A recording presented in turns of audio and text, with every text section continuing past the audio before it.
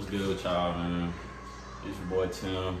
It's my fucking third time recording this video because this fucking cinematic mode don't want to work. So I'm kind of a little frustrated right now, but this is my Navy bootcamp experience. We're finna go ahead and get into the video. Make sure y'all like, comment, subscribe, because you know, I'm trying to run a little views up, trying to do a couple videos. But basically, we just gonna dive right into that motherfucker because it's my third time. So basically, long story short, you go to MEPS, which is Military Entrance Processing Station, before you go to boot camp.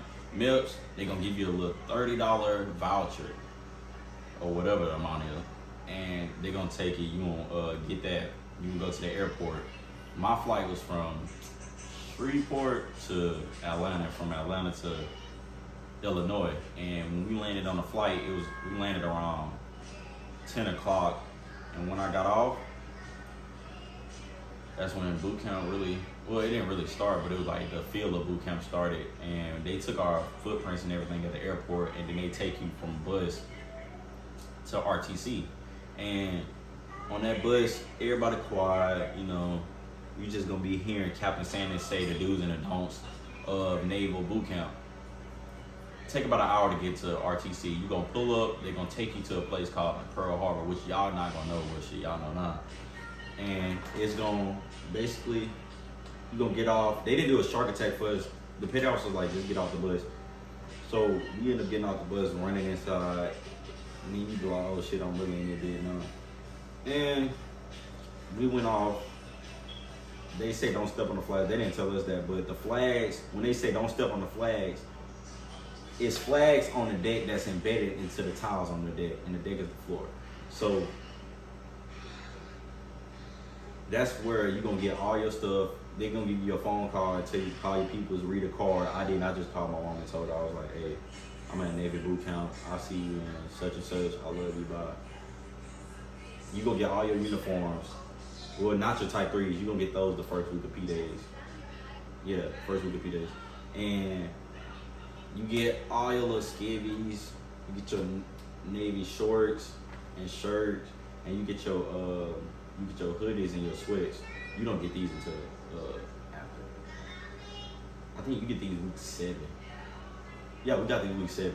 And he told us, the petty officer was like, y'all gonna go in this room, y'all gonna strip down butt ass naked. It was nothing but males in there, and nobody really tripped. We all got naked and put our civilian gear into the biddy box, taped it up, put our name on it. And the people who didn't have the COVID shot, which was me, go to a place called ROM, which is basically, it's ROM, but it's quarantine.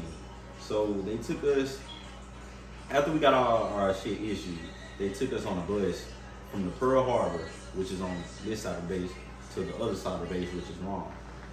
We went up in there, it was a whole bunch of people in my ROM division, and then I didn't realize that they had already got the shot, so they only had the ROM for one day. So they left the next day, and ROM food is trash. So I'm just going ahead and let y'all know, ROM food is trash. Child is trash in the galley.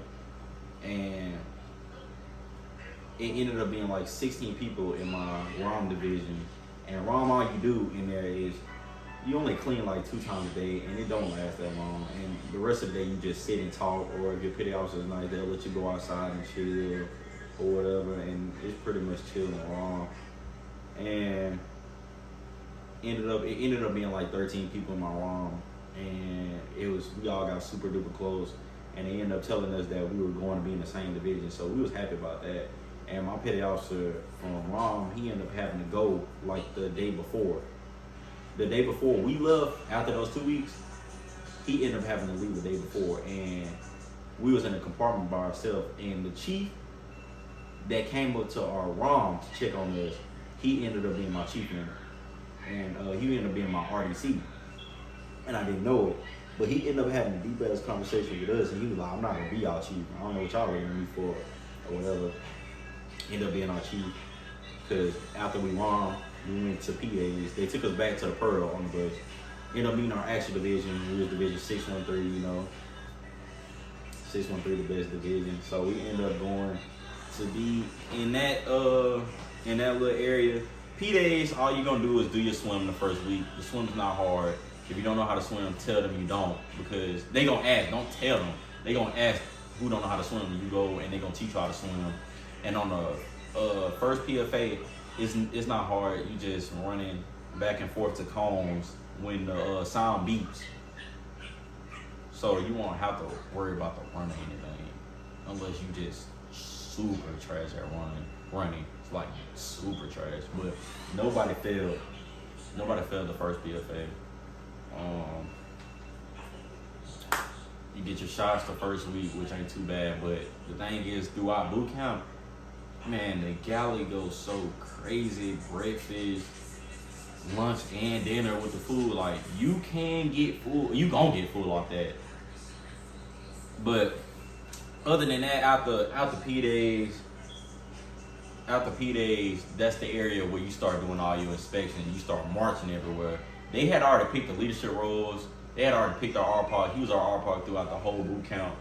Well, our first RPOC quit like the second day. Then after they picked the second one, he was our RPOC for the whole boot camp. I was the PFC, which was the flag, the whole boot camp. And my guy on, shout out Salazar, he was my guy on the whole boot camp. And we had a couple different A-Rocks. And Villarreal, Head Yeoman, shout out him. And we had Carranza and Lopez as the other two Yeomans.